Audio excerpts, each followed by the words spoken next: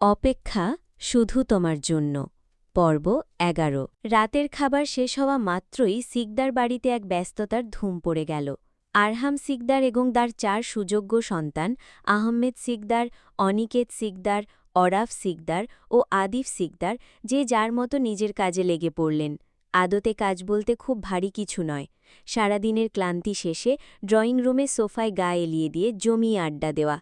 এই ৫ পুরুষ আড্ডার নেশায় বিভোর হয়েই ড্রয়িং রুমের দিকে পা বাড়ালেন।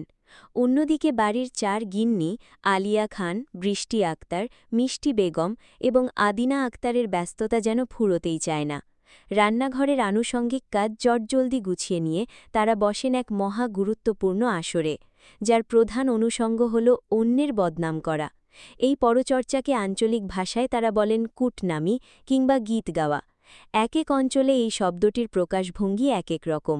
পুরান ঢাকার অলিগলিতে একে গীত গাওয়া বললেও বর্তমানের আধুনিক ঢাকায় বদনাম শব্দটাই বেশি প্রচলিত। মজার ব্যাপার হল, তারা মূলত ঢাকার মানুষ না, তারা চট্টগ্রামের। কিন্তু বর্তমানে তাদের মুখে সব সময় ঢাকা আর ব্রাহ্মণবাড়িয়ার ভাষা শোনা যায়। অর্থাৎ তারা যখনই কথা বলে তখনই তাদের উচ্চারণে ঢাকা আর ব্রাহ্মণবাড়িয়ার ভাষার এক অদ্ভুত মিশ্রণ চলে আসে। তারা এমনিতে শুদ্ধ ভাষায় কথা বলে ঠিকই, কিন্তু সেই শুদ্ধতার মাঝেই টুকটাক ব্রাহ্মণবাড়িয়ার আঞ্চলিক ভাষার টান ফুটে ওঠে। চট্টগ্রামের আদি পরিচয় থাকলেও দীর্ঘকাল এই সংস্পর্শে থাকার কারণে তাদের বলার ঢং এখন পুরোপুরি ঢাকার ভাষার মতো হয়ে গেছে। আরহাম সিকদার থেকে শুরু করে ছোট্ট আদিল পর্যন্ত বাড়ির প্রতিটি সদস্য সেই কারণটি জানে, আর তা জানার পেছনে যথেষ্ট সঙ্গত কারণও রয়েছে।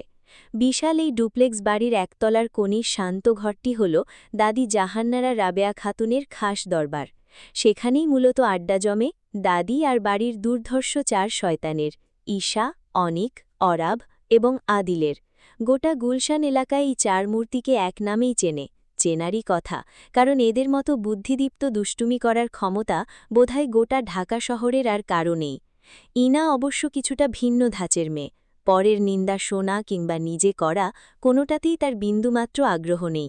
কিন্তু ওই ৪ শয়তানের হাত থেকে নিস্তার পাওয়া কি আর অত সহজ? অনিক, অরাব, ঈশা আর আদিল এক প্রকার জোর করেই তাকে টেনে নিয়ে যায় দাদির সেই রহস্যময় ঘরে।